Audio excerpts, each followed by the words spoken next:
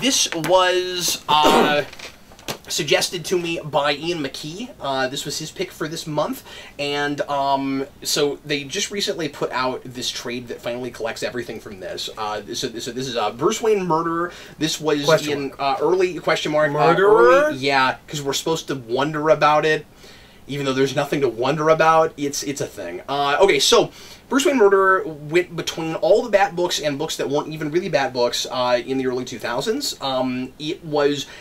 I'm confused about this, and I didn't look deep enough into this, so this is probably easy to figure out, but I just remember this and meant to look it up. So, when I first looked into this, before I realized this new trade came out, there were like 12 or 13 parts to Bruce Wayne Murderer, and when I found the trade, I thought the idea was, I didn't have this before, and I had never read this. Mm-hmm. I've also never read this, I've always meant to. I thought, and I have part of Fugitive for some reason, but I've never read that. And Fugitive. I ended up with it at some point. But anyway, so the back half of this is the rest of it, and I thought it was going to be just like extra things tangentially related to it. There are like important revelations and stuff for the mystery past the parts, so it's like, because I looked this up, and it's like it's part 1 through 12, and then it just keeps going. And then it just keeps going, as far as I can tell. And they're not listed as parts in this. Okay. So I'm confused about that. There's probably an explanation. The other thing that's weird about it is it feels like we go into Fugitive, and then Fugitive starts, because you'd think that the way you'd break this up is... So the premise of this is very simple. Bruce Wayne gets framed for murder, but we're supposed to wonder if he actually did it. Spoiler alert, he didn't. What? Yeah, and I think we're still... Well, no. By the end of this, we're not supposed to wonder because there are enough clues now. I mean, they're still, like, really, really vague. We don't know a lot. I'm going to spoil everything with this, because, you know, it was requested and I want to actually talk about it. So, you know, stop this now if you want to read this and you don't want to know what's in it. But usually with Vault, if you're new to this, a lot of what we like to do is also educate you about a book if you're never going to have a chance to read it. So, but by the end of this, I don't know who the murderer is. We don't get that apparently until later. And it's a really, really slow burn, so when I get to Fugitive, it better blow my freaking mind, because... I know Deadshot's at the end of Fugitive, I wonder if it's Deadshot. This is 565 pages long, and I don't know who killed Vesper Fairchild by the end of this. And all I know is that somebody knows that Bruce Wayne is Batman and broke into the Batcave, and that's how they find any clues at all to even be sure that he didn't do it. That's where we're at by the end of this. And we've ruled out Bane and Ra's al Ghul and like a couple other people. We know for sure they weren't... That's all we know! If you pick this up thinking that it's like, you know, what you always call a fair play mystery, or that it's like a whodunit... I mean, I'm sure it sort of turns into that, but it's much more of like a World Without Superman kind of thing. It's much more, we take Batman off the board and we wonder about his convictions and if he's changed and if the life of being Batman has ruined him. And the only things I think are really interesting in this, I was not a fan of this. Well, it's interesting because I read an interview with Brubaker and Rucka, like, separately. But there's somebody that did, like, interviews with, like, Batman writers from this era. Neither of them had good things to say about writing interesting. Murderer or Fugitive. Yeah, it's weird because, okay, so what I was going to say is, the only thing I really got from this was, interesting questions about Bruce Wayne's identity. Batman tries to get rid of Bruce Wayne entirely as an identity. So basically what he says, you know, it's like Clark Kent at the beginning of Smallville Season 9. It's better than that, but because it doesn't last for 48 hours and then he's done with it. But what he does is he says, well, this is Bruce Wayne's problem, not mine. And that's kind of interesting. That is interesting. So he, so basically, he comes home. I think this is flawed from the very beginning. Like, I think it starts from a faulty premise in how it's presented to us. Bruce Wayne has been out fighting with Sasha, what's-her-face, because I don't know her. He's got this other kind of ward-like character. Is it the bodyguard chick? Yes, it's the bodyguard Okay, chick. that's Rucka. He invents her, he brings her in. Okay. He thinks that's interesting. Yeah, and she's with him basically so that he's got an accomplice that we will wonder if she's going to turn him in the whole time, and of course she doesn't. But they get home from out fighting crime, and Sasha's already, I forget her last name, Sasha's already telling us in internal monologue that Batman might be kind of losing it a little bit. He's off his game, and he's starting to go a little too far, and excessive force, and she's worried about him, and the toll life is taking. And then we get back to the manor, and Vesper Fairchild, who is his ex-girlfriend, we're told that he breaks up with her because he was starting to fall in love with her, and if Bruce Wayne starts to fall in love with someone, he has to get rid of them. But of course, in his Playboy life, he plays it like he's just sleeping around and dropping people like a bad habit. And that's the other really interesting idea with this, is that Batman has accidentally set himself up for a fall because Bruce Wayne... They do make a great case for this. Dixon and Rucka and everybody else writing this. They make a good case for Bruce Wayne looks like a guy who could do this. Because he's built like Batman. No, I mean, he looks like a guy who might murder someone. He looks like a guy who might murder his girlfriend. Because he's out all hours of the night. Nobody knows where he goes. He's this playboy guy who he's not careful with his money, and he drinks all the time, and he's sleeping around everywhere. And no, that's a great idea. Yeah, and it looks like sort of the OJ thing, where it's like, no, he looks like someone who might be detached and lost his humanity, and maybe he would do something like this. And that's a lot of what makes Batman shut down and say, fine, I'm just not going to be Bruce Wayne anymore, and I don't need that. And so about halfway through this, he breaks out of prison, and he just goes and beats Batman, and he's not in the... That was a great sentence. And he's not in the Batcave anymore. He goes to like a secondary Batcave, and he leaves the Bat family behind, and he just goes out and is Batman, without that. But anyway, so when I say I'm getting ahead of myself. When I say that it's a faulty premise at the beginning, throughout the book, it seems like it's trying to make us wonder if he's lost it and he is capable of this, which is a dangerous line to walk, because even if you go there and you let him murder someone, we know that DC editorial can't let that stick for any amount of time. Mm-hmm. It's going to be finagled in some way where either it's going to turn out, we're going to think he did it, we're going to see a flashback where he did it, or something, and then we're going to... It's like the whole Peter Parker can't be a clone thing, except even worse because it's an action that Batman can't take, right? And we have clues that point to his guilt. We know for sure that the gun that was fired that killed Vesper Fairchild was purchased by him. 560-something pages, I don't know why he bought that gun yet, but I know for sure he did. We think for a minute maybe the film that we have of him doing that, because there's surveillance footage. We have surveillance footage at the gun store. We think maybe it was doctored. Batman confirms that it wasn't, but he won't explain why he has a gun. He's like, you won't understand. We are getting into the like super paranoid, super controlling Batman. Yeah. This whole climax with War Games, where like he is just absurdly controlling and compartmentalizing everything. Well, and we are very consistent about that. He doesn't trust anybody, and he won't explain what he's doing to Tim or Dick or Barbara or anybody. And I think Dick goes kind of too far in the way he's trying to protect him and take up for him. But I mean, like, I get why he feels that way, but just the way he loses it on Tim Drake, there's an issue where I'm not buying how far he goes.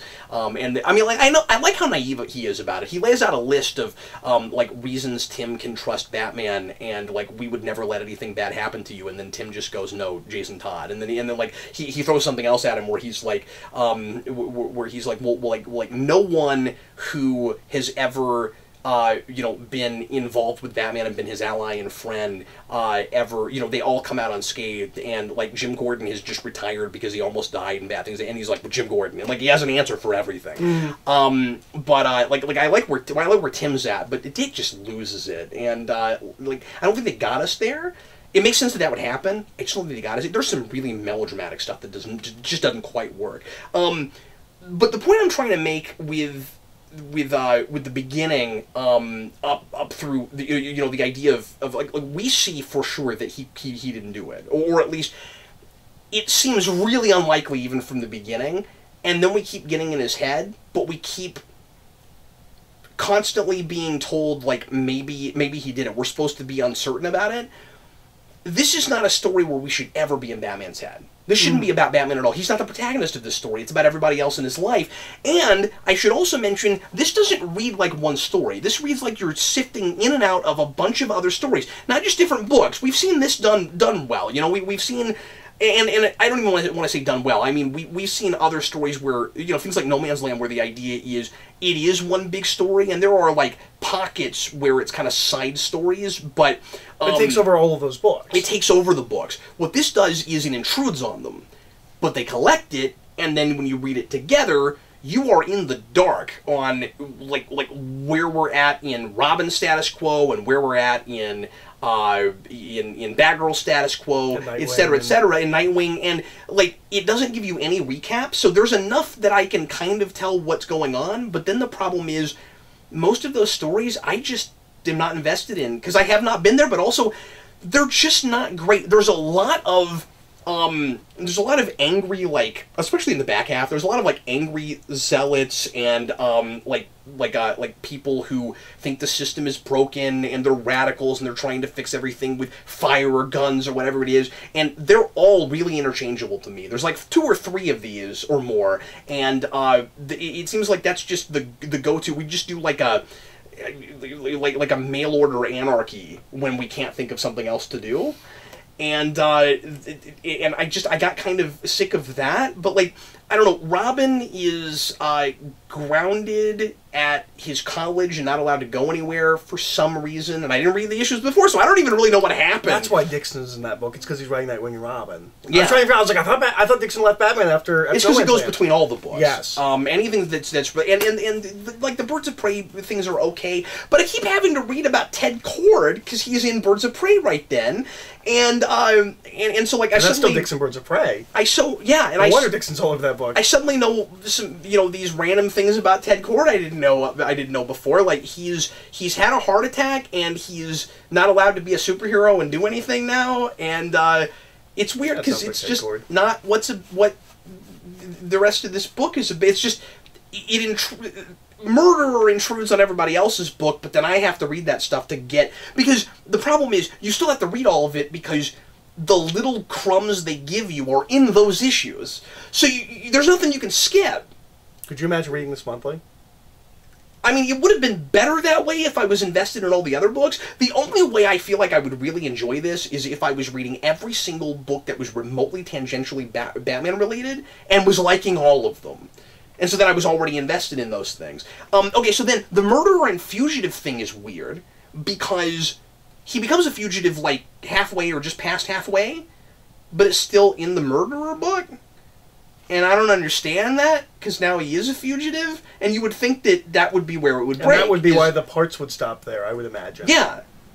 But the thing is, the biggest revelations we have, they're small, but the biggest ones we have are in what I thought was going to be the back matter. So, like, you do have to read all of this, and, I would be more frustrated if I read it the old way, where we didn't get the rest of that. So, if you read all of this. I read all of this. But I should say, as much as I'm complaining about how decompressed this is, I can't think of a better word, how stretched thin it is, and how it's not about, it's not one, like straightforward narrative. It's encroaching on all these other things. It's a fast read. And Interesting. But if you mentioned month to month, it would be more like week to week, right? Because it's between so many books, and more than week to week, actually. It would be easier to read it then because I'm not expected to sit down and look at one big story. Sure. And I get that, and that's okay, but it thinks it's the next Nightfall or No Man's Land, and it feels like a 1 or 2 part episode of television. That's part of the issue I have with it. Not knowing, and please nobody tell me what it is, because I will read Fugitive because that was going to be my question. That was going to be is you paid for you bought this book. You read this whole thing. I will read Fugitive. Will you read Fugitive? Yeah, just because... I mean, I don't want to find out on a Google search. Yeah. Because I spent so much time with this. And I mean, I know I did it for the show and because somebody asked me to, but like... You can't not know. I'm this far in. Yeah, and I don't hate this. I mean, like, you know, there's character stuff that I enjoy. And like I said, all that identity stuff is interesting, but most of the art is pretty shabby, I gotta say. Can I flip through it? Yeah, I don't care for it. There's a lot of... and that's one of the reasons Rucka talked about... amorphous stuff. It looks real phoned in. A lot of it. Not all of it. And I can look at some of the artists and throw some art under the bus. I'd imagine this... don't remember everybody, but... It's a real serious story? Because this art's real cartoony. It's like, really cartoony. So I do know from reading that interview with Rucka that this is the period where the Batman editors do not want the writers and artists to be able to be in control of their books. Like, they don't want them to be able to pressure them into letting them do stories that the editor doesn't want them to do. Oh. And so they don't let the writers and artists communicate, and they keep changing the artists, so the writer can't get in a rhythm with the artist. A lot of artists I've never heard of, like Roger Robinson, with Devin Grayson. I've heard of Devin Grayson, but I don't know who Roger Robinson is. But that's what I'm saying. Like drawing for Devin Grayson, and then Rodney Ramos and Jesse Delperdon. I wonder if he's related to Humberto Ramos. I don't know who that is. Yeah, I wonder that too. I mean, Pete Woods I know, but it doesn't look like good Pete Woods. I like Pete Woods. I don't like this.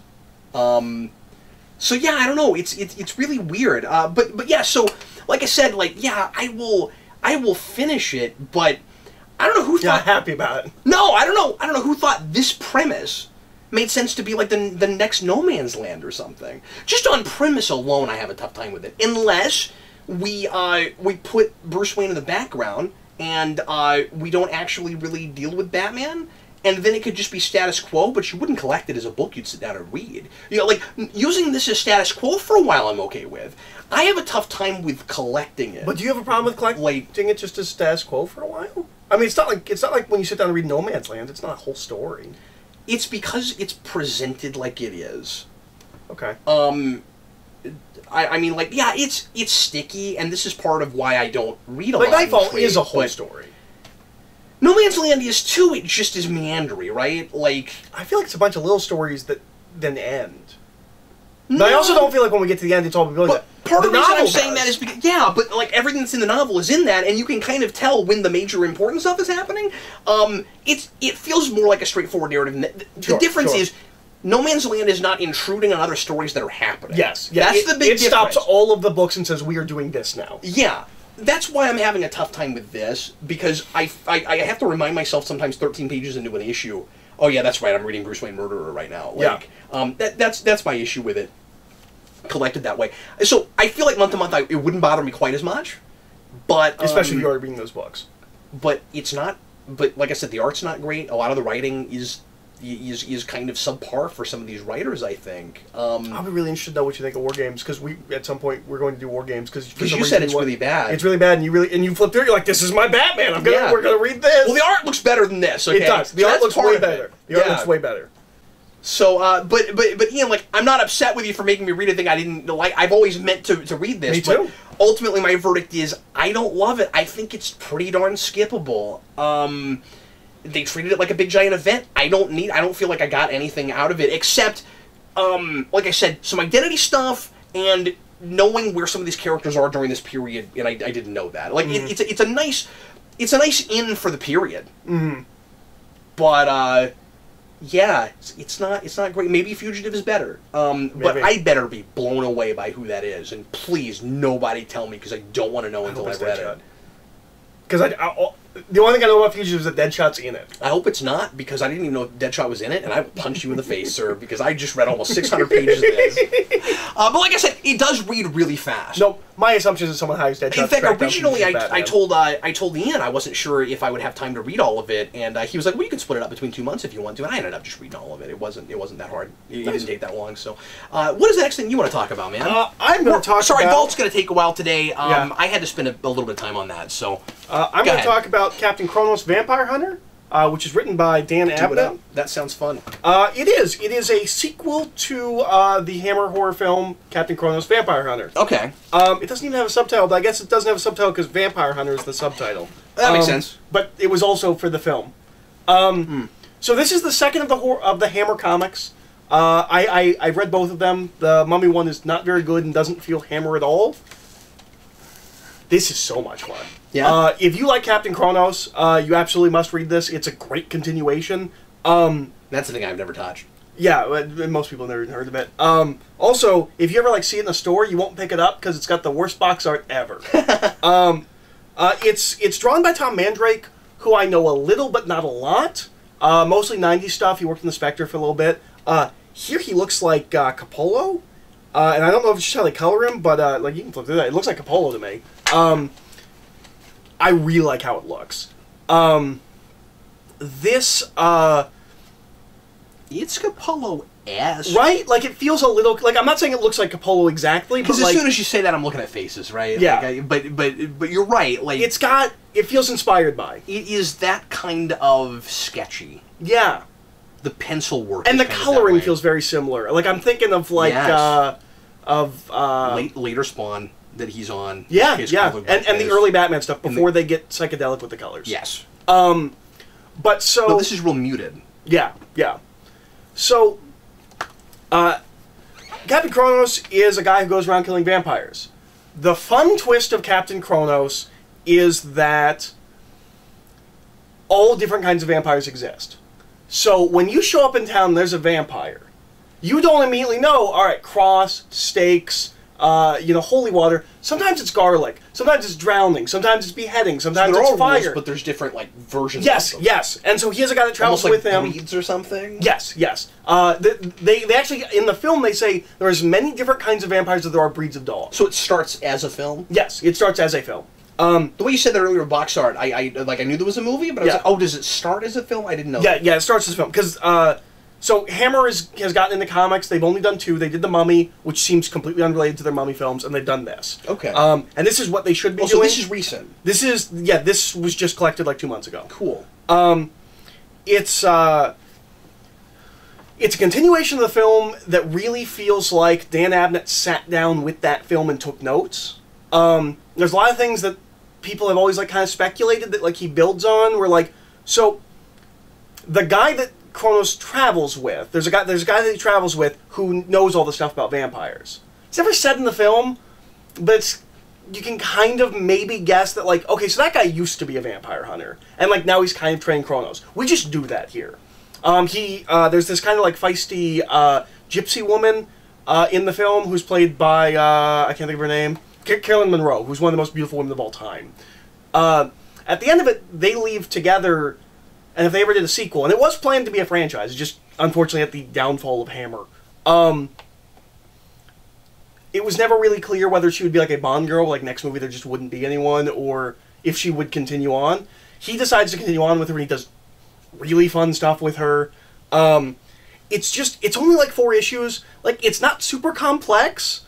It's just a real fun kind of adventure building on the stuff from that film. I think you could read this without the film. I don't know if you'd get a lot out of it. Like, it's just a fun kind of horror adventure comic. And is the film worth seeing? Yeah, no, the film's wonderful. It's got one of the best sword fights I've ever seen. Oh, wow, the climax of of that film is on par with Princess Bride as far as sword fights go. Wow. It's one of the best sword fights I've ever seen. Even in 4 issues, because about halfway through, like 2 issues in, I'm like, yeah, I don't know if there's enough story here. Like, this is a little sparse. We do two issues end with the bad guy showing up. Like, it's just it's a double beat. Tell me that's not Capullo looking. No, that is absolutely. But that's Spawn era Capullo. Yeah. Capullo looking. We like double beat the same like cliffhanger ending. I was like, yeah, I don't know about this, and it keeps going, and it's smarter, and like there's kind of a twist. It's not like a completely uncallable twist, but like it's well thought out. I'll just spoil it. Okay, so they're tracking this vampire at the beginning of this book, and they kill him. And they're like, it's really weird because this guy usually doesn't leave his home, like, and he just traveled like across 3 countries, and it's because, or they speculate it's because there's a vampire here that offered him asylum, and so he traveled to go there. And all the townspeople are like, oh, like, thank God there's a vampire hunter here. You can kill this guy. The big twist after they kill that, because they kill that guy and none of the minion vampires die, which is fun because we don't have minion vampires in the movie, because the movie's vampires drain life. That's their thing, is they drain youth till you're dead. In this, it's, you know, we've got minion vampire, or, you know, the, like, when Dracula feeds on people, like, they're like minions. They're not full vampires yet, but they're... And they die when the leader is killed, when the creator is killed. So they kill the big bad vampire, and the minions don't die.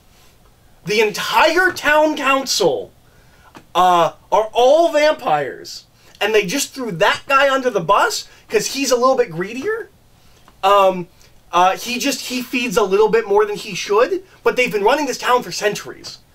And more than that, so then they're like, okay, well then we'll just kill all of you. And they just kill all of them. The townspeople come out, and they're like, hey, screw you! They gave us food, they gave us shelter, nobody ever messed with us because we were run by vampires. So a couple of us got eaten every once in a while. Like, what's the big deal? I was like, that's awesome. And then it just ends, and they just ride off. They're just like, well, some people can never, can never be pleased. That's great. It's really fun if you like. I'm surprised you spoiled that, but that's great. If you see, this is one of those things where, like, I don't know how to tell people how much fun the book is without telling them about things like that. And we have to go real case by case. Like often on the Vault, I just spoil everything so that I can tell people about books that they haven't read. But that's recent, and so I don't. Yeah. If you, and it's really unfortunate because they don't have any more comics solicited. I would love it if Dan Abbott just did a bunch of Captain Kronos like recent and not popular. Like there are very few people that even know about that. Listen to this if you like the Captain Kronos film, this is a must-read. If you like the kind of horror adventure-y kind of a thing, I think you'll get a lot out of this, even though it's only 4 issues. It's cheap, it's fast. The worst thing that can happen is you're bored. But I don't think you will be. I think it's a really fun book. I recommend it. I think it looks great. I think the dialogue's real witty and snappy. It's really fun. I recommend it. That's really cool. Yeah.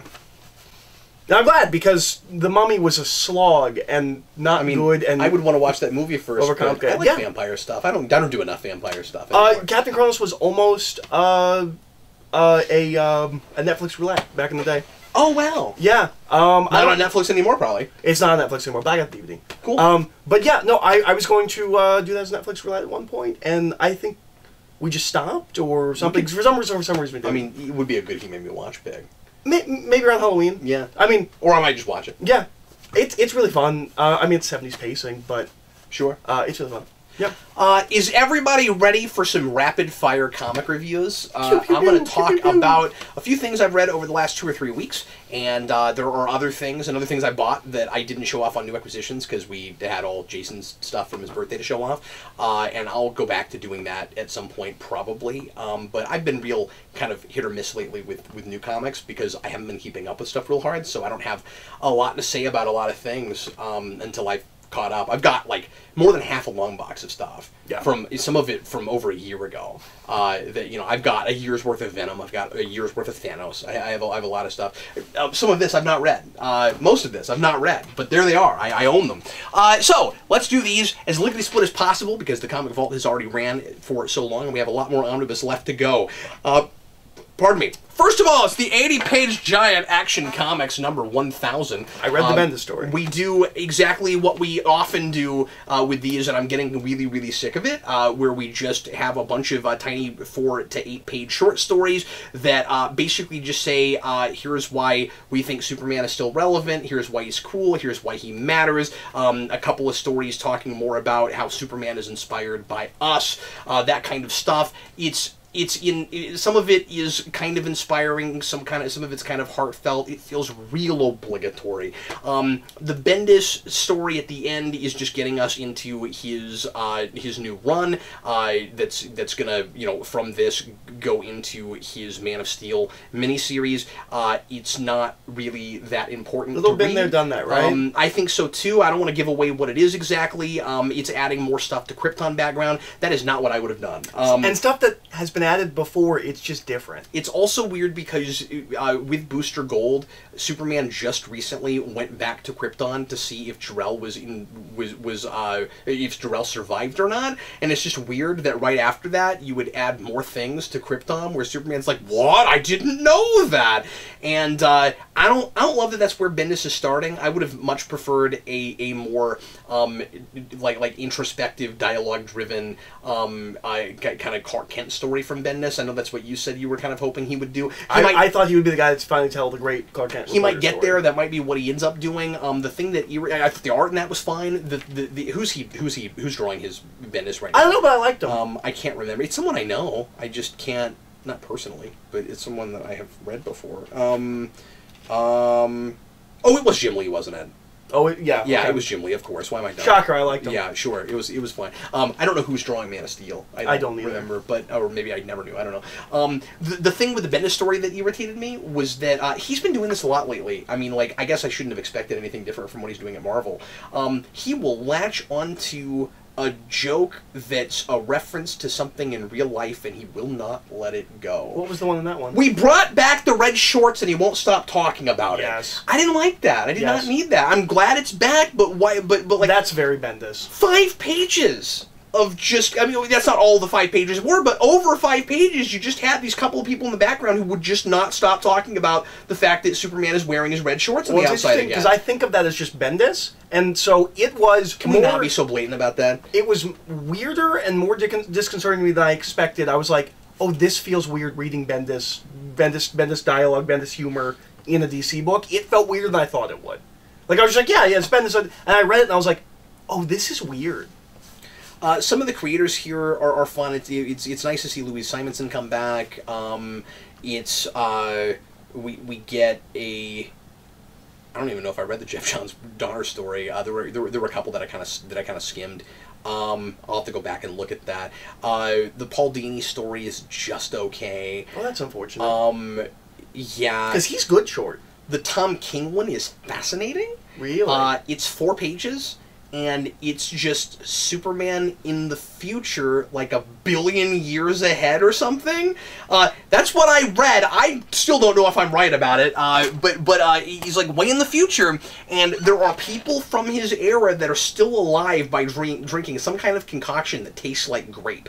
And Lois Lane is still alive, and she's tired of this grape thing she has to drink every day to stay alive. And he's at like Pa Kent's grave, and somehow even after that many years, you can still read the plaque, which I found unlikely, and maybe they've just preserved it really well. It was really interesting, and immediately made me wonder, I wonder if we're ever going to do anything with this. I wish it was just the origin of Crypto, and it was just as heart-wrenching as the origin of Ace. That's great, because that was awesome. Oh, it's so good. And like I said, it's like 4 pages. It's super short. I wish that the big landmark issues could be a story unto themselves. I wish we didn't have to do the annual thing, but I also wish we didn't have to do that all the time with annuals. And we trot out all of the old guard that we're never actually going to let write the books, but, you know, they used to work on the characters, so... Yeah, and we let them turn in a thing that they probably wrote in half an hour, and... Like, I don't want to throw anybody under the bus, I just... But it's just, like, these are... I'm throwing them under the bus. These are mostly people that probably could do that, and it would be okay, you know, even if they didn't have hardly any time to work on it. It's just I wish that's not what we did with these things. Bendis should have gotten to start his run with this, and it should have been 40 pages of just him, and I would have felt better about spending $8 on that. But it was just kind of an obligatory purchase. So I don't know. I guess I sound really down on that. Most of this is not horrible. There's some wonderful, wonderful art in this. It is worth $8. Yeah. I don't know. Hunt for Wolverine #1 is not bad. It's weird that these are that there's kind of 2 stories in this. It's some like hired guys trying to steal Wolverine's animanium-laden corpse, and then that's fun. Yeah, and then we find out. I guess this is not a huge spoiler. Because we see him like ripping out of it. Yeah, he's not actually doing that himself. What happens is this will be a spoiler for this, but I thought this was kind of cool. And this came out like 2 weeks ago. Right. There's talk about maybe because they're okay. So they're leaving. They literally put him on a pedestal, and there's even talk about from the X-Men about like I don't know if we like that we're literally putting him on a pedestal, right? And but they're letting different superheroes and people in Wolverine's life come to this undisclosed location to pay their last respects and to see him. They make it like a mausoleum. And they're not sure they like that they've left his corpse in it. They think that's kind of morbid, and maybe it's it's and disrespectful. Just now doing it? Maybe that's not what they should be doing. Well, they give you flashback for it. Oh, okay. They've been doing. They've had it there for a while. They talk about burying the whole statue, and they decide not to do that. They like the idea of leaving the statue there. But like, how do you get Wolverine out of it? So they have Kitty Pryde go into the statue and pull him out of it. Which I thought was pretty cool. And I'd heard people speculate that's how you bring Wolverine back, is just Kitty Pryde phase him out. I'm like, no, I imagine the Animators like bonded to him. You couldn't just do that. Well, and she talks about how hard it is to separate it, and I don't know how much I buy it, but it was kind of cool. And he's dead. I mean, he's still very much dead, and then obviously he's not now, and we'll find out why. But it's pretty much just getting him out of the statue, and and then it's not bad. I didn't really want to buy this. I collect some Wolverine things. Can we talk about when you bought it? I tend to do that. You're like, why am I even buying this? But I don't know. I kind of liked this. Okay, it's interesting. I don't know that we need all these tie-ins with it. Well, I don't understand, died, isn't it? That but with just bringing him back, I don't understand that, and I don't know if this is the first in a miniseries, or if it's just Hunt for Wolverine and then all these other things are the rest of Hunt for Wolverine. I'm actually not sure. I was under the impression this was a miniseries and those were all spin-offs like the original. Okay, that's what I thought too when I pulled it, because it didn't look like a one-shot. Yeah. But I probably won't read those other things. I might read Weapon Lost because it's Charles Soule with Daredevil. It is funny that so Kitty Pryde goes to two people after Wolverine goes missing because his body gets dug up, they think, and they're not sure what happened to it. And she goes to Iron Man, but then she tells Iron Man, because Iron Man's like, oh, I'm really glad that that I'm the first person that you went to. And she's like, well, I actually went to one other person before you, and it was Daredevil, and it's because Charles Soule writes Daredevil, and he gives as good of an explanation as possible for where it's basically just, well, he seems to know things other people don't know, and he's got these other senses and things, and I'm like, no, it's because you're Charles Soule and you're writing Daredevil. But I don't know. I kind of like this. It's That's surprising. It's all right. Yeah. I got interested in that Wolverine podcast that they keep advertising. I didn't notice that. Huh? Oh yeah, it's a serialized narrative podcast. Weird. Called Wolverine, like the Long Hunt or something. I might talk about some more Free Comic Book Day books later. That was just yesterday at the time of this recording, so I haven't read everything yet. But I read Bongo's Free Comic Book Day book because I like Simpsons comics. I really do. Mm-hmm. Sometimes I almost like Simpsons comics better than I like the TV show. I don't know why. You read small snippets. Well, I don't know. There's just... It feels more classic Simpsons-y.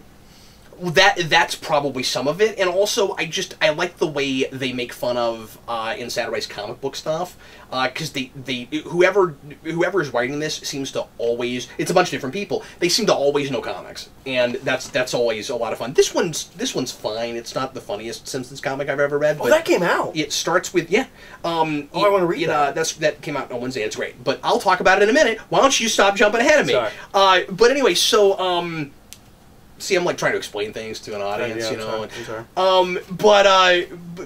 So the first story in this is Lisa begrudgingly taking over Krusty Clown's show, and she she becomes like an educational clown and puts all the kids to sleep, and it's okay.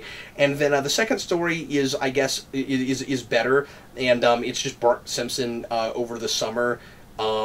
Just messing around all over the city, and it's funny enough. Not the best Simpsons stuff I've read. It was free.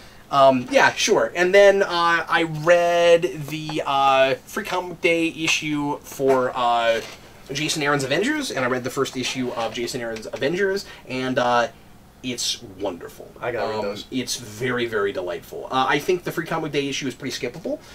You don't have to have it, but it's a fine lead-in. But you have them, so I'll read them both. Yeah, absolutely. And and like they always do with the Free Comic Day books, the whole thing is not that. It's half of it's the lead-in, and then the other half is a sneak peek of Ta-Nehisi Coates' Captain America, which I don't know if that's also a lead-in or if that's part of that book. I think it's just a lead-in. Also, like this is, but that guy's back. Oh, Nuke's back. Yeah, Nuke's back. I couldn't remember his name for the life of me. Well, it's really distinct and in no way generic. Ta-Nehisi Coates is with his Captain America is doing some interesting discussion about how divided the country is and how and how much we maybe need Captain America. And it's and I thought it was pretty good. That's what Hydra Cap was supposed to be about. Yeah, sure.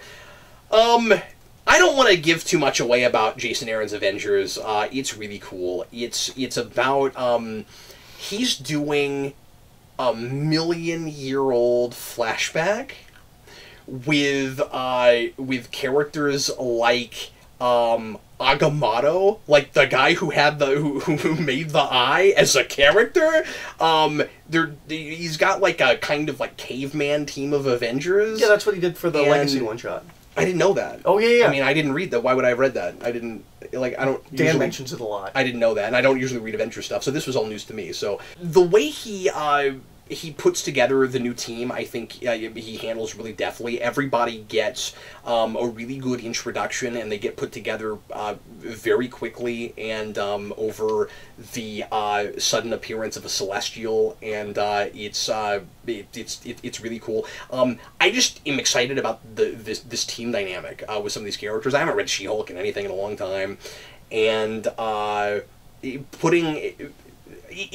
reads like such a classic Avengers book where the Avengers are aware that they're different now, and they think that it's going to be important to get the band back together, or at least everybody but Tony thinks that, and they're trying to bring back the kind of classic feel, but they don't know if they can do that, and it's just cool seeing like the three big founding Avengers like trying to make that happen again while people don't trust them, and after Tony finally just came back from a coma and nobody trusts Captain America, and because he was a Hydra guy, and Thor is unworthy still, even though he has a hammer, but it's not his old hammer. And I didn't know that. Yeah, I didn't know that either. But I don't usually read Avengers. I think I'm gonna read this. I liked it a lot.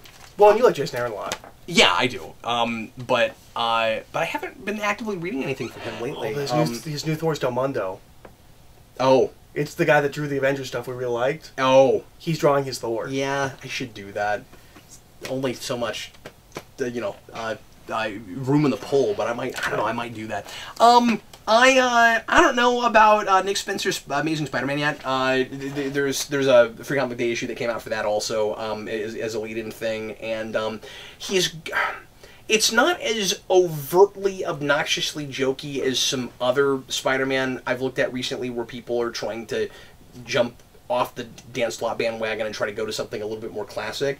But he's going to a lot of the big staples, like immediately we have to do the making fun of wheat cakes thing, and we have to do Big Wheel, and it just seems like these are things we keep doing, and he's acting like it's the first time. Maybe he's not acting like it's the first time, but it's the big go-to, jokey things with, is Rocket with Racer there Spider-Man too? lately, and yeah, right. No, he's not. But there's this like Boomerang guy. Boomerang makes sense because he was in his Spear Foes of Spider-Man. Oh, okay, cool. Well, then you might like the end of this because he looks like he's going to be a recurring character. Oh, cool. And I guess that's kind of fun. Yeah, he's fun as Spear Foes. But yeah, it's fine. It does kind of it does read more like the kind of Spider-Man I want to read. But do you like it more than been there, done that? Last year's Free Comic Day with the the Peter Parker Spectacular Spider-Man? Yes, because I didn't like that at all, and that was really insanely overwritten. Yeah, and this was not. In fact, this kind of makes fun of that kind of thing at the beginning, because it makes you think that it's going to go back and rehash and re-explain origin stuff, and then it kind of subverts that and makes fun of it, and that's kind of. I really like Spencer. I really hope his run's good. I do too. Yeah. But it didn't immediately grab me. But I think it might be pretty good. So Are you going to try that book? I will. Okay. I will try that book. I also read the first issue of You Are Deadpool because I just had I forgot about that. I had to know. Okay, so this is great. This is so much fun. This is a choose your own adventure Deadpool book that is panel to panel. So it's not turned to this page; it's turned to this panel, and all the panels are numbered. And that's a really clever way of doing that. Yeah, you go through a tutorial. It's making fun of video games. It's making fun of pencil and paper RPG. And you go through this tutorial, and then you start picking boxes based on obviously what you want to happen next. But it's not just choose your own adventure. There also is a pencil and paper RPG element to it. You have to roll a die, and you have to keep track of stats. That's awesome. And when you get to the end of the issue, you have two scores. You have like a badness thing and like an awesome coolness meter or something. I forget what it is. But there's 2 meters, right? And if one outdoes the other, when you get to the end of the issue, you have to either jump to issue 2, 3, or 4. So you can't even play the rest of it until it's all out. Oh man, it's great. I mean, I think that's hilarious. This is self-contained. You can get to the end in this, and then you kind of have to wait until the other ones come out before you can do anything else. That's really good. Which I thought was really funny. Also, you can have items. You can have 3 items at any time, and they have panels where Deadpool will make a big deal blatantly out of, here are some items that might be helpful for you along the way. Maybe you should take one of these. And here's the first of those. Wait, so are you Deadpool? Yeah, or are you not Deadpool? You are controlling Deadpool's actions. But he's just aware. Talking to you in the second person the whole time. Of course. Because it's, Deadpool. He's just fourth wall breaking. So you get to pick everything he does, but he's still Deadpool. But this is the first panel where, like, you can pick a Rubik's Cube or a Wolverine comic or a donut. And you just have all these things you can pick. And then there are places where some of the unlikely, stupid, weird stuff is actually kind of helpful. Rubik's Cube helps you out fighting Galactus or something. It's pretty great. I really enjoyed it. And then you have this part where you have to go, where it's like, there's the sneaking mini game, and then you have to try to sneak around the cameras, and then if you, and honestly, I will admit, it's pretty easy to just, like, make up a choice and not actually play it. But it's fun to play it. Sure. And it might be amusing if on camera at some point you and I did this. Once we're all out. Yeah. I think that's the way to review the book. Yeah. I don't think you read it and review it. I think you play it on camera. And we'll just get another. We'll get a camera on top of it, or I'll take pictures of it, and we'll show all the art while we do it. I think that would be really fun. But I highly recommend this. I think this is hilarious. Yeah, it was really fun. And Ewing has an okay voice for Deadpool. Oh, is that who wrote that? Yeah, that's interesting. It's like I feel like he's a little bit trepidatious, where it's like I don't think he knows exactly how to write this character, but it's close. Okay. It's pretty. It's just well, and also it's so much of it is like telling you things that you have to do. I think my hang up is he is struggling a little bit to make that stuff funny. I see. So that's all that is. I also read the next couple issues of Shattered Grid, which I won't talk a whole lot about. But the reason I wanted to bring this up, first of all, is to say that I'm enjoying the big idea now that we know what exactly Draken is doing. You and I have talked about this, but not on camera. The idea that Draken's going around these different splintered timelines, because it's not alternate universes like we thought. And he's trying to get a morpher from every era, and every time he's able to achieve that, he adds another piece of another costume to his costume, and that's kind of fun. Go-Go, I was wrong about, and you were right about. We are continuing from where we were, but into Shattered Grid, and I think it's all really convenient. But I don't know what we're going to do with 10, because this feels kind of standalone. Where you have the Ranger Slayer or whatever she's called, because they haven't actually named her. But you have the Pink Ranger with the dark sword. She shows up, and it's obviously. Is that what she has? Yeah, well, that's what I thought like a weird bow. Well, she also has that. Okay. But I think she has a Sword of Darkness or whatever it is? It looks like the Sword of Darkness. Okay. I don't know if I'm right about it. Well, I've read it, so I don't know. Or maybe it is just that bow. And maybe just there's panels Was the Sword of Darkness worked into the bow? Maybe it's like two of them put together somehow. I don't know. That is what it is. Yeah, it looks it's like two of them, and their handles are connected. Yeah, like a double-sided lightsaber. Yeah. Yeah. That's awesome. That's really cool. Yeah, but that's what that is. She just conveniently shows up right after the last things we've seen the Go-Go Rangers do. So it was not a time jump. That is happening literally at the end of that. Yeah, and the reason that we were confused is because it looked like it was just some weird thing that we're setting up Shattered Grid. No, we're setting up her to be in this book at the end of that issue. Oh, okay. That's what that was. So we're gonna have two Mighty Morphin teams running around. Uh-huh. I don't love that. I don't love that either.